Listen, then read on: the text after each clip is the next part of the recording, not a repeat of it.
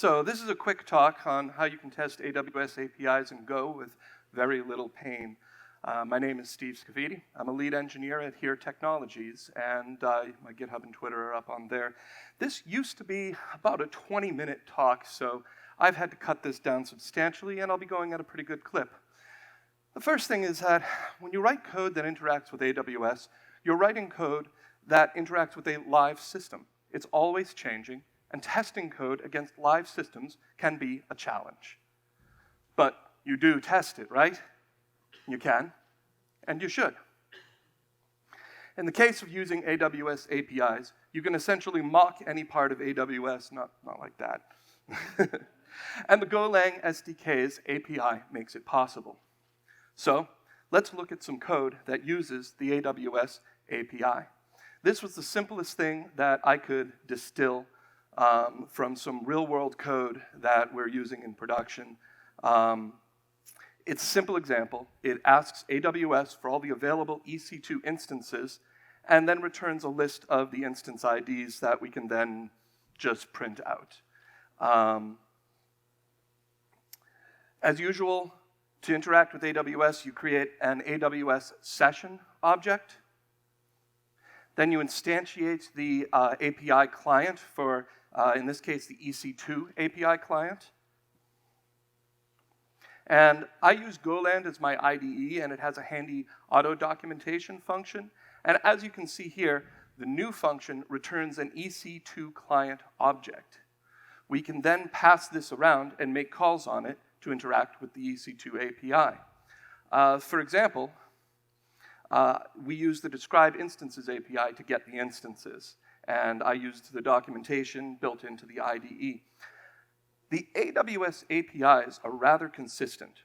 You'll see a particular pattern for each method where it takes an input data structure as an argument and returns an output data structure. For example, the describe instances method on the EC2 client follows this pattern where it takes a describe instances input object and returns a describe instances output object.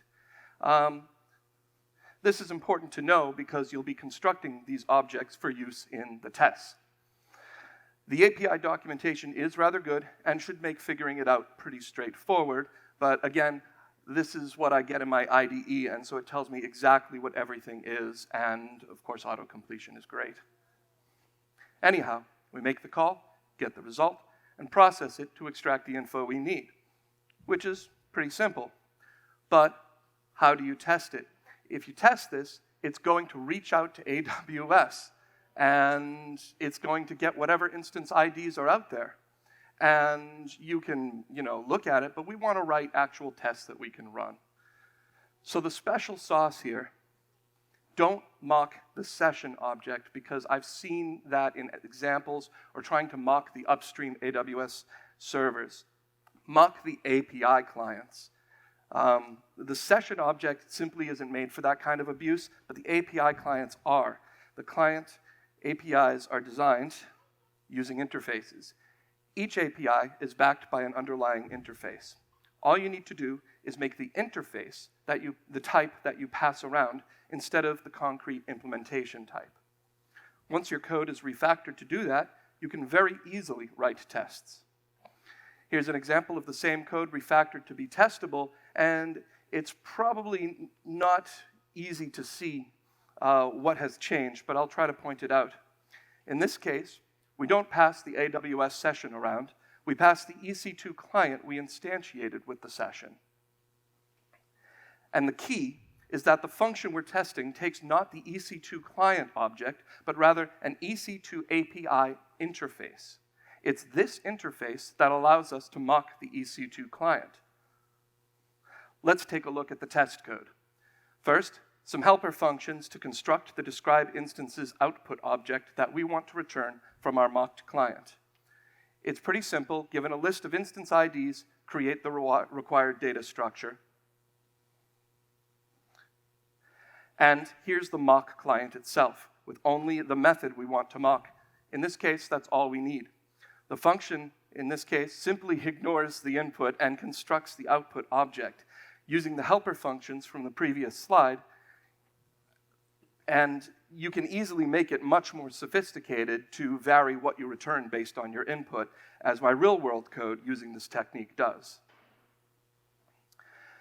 Note that we've augmented the mock client with an instance IDs field, which we can populate with whatever we want from our test code, thus customizing what the describe instances method returns. Now let's put this all together. Here's the actual test, written in a table-driven style. And the trick is highlighted here. We construct the mock client and pass that to the function we're testing, and voila, it returns exactly what we told it to return.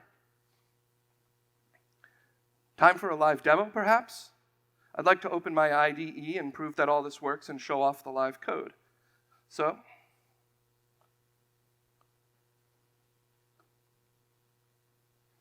all right.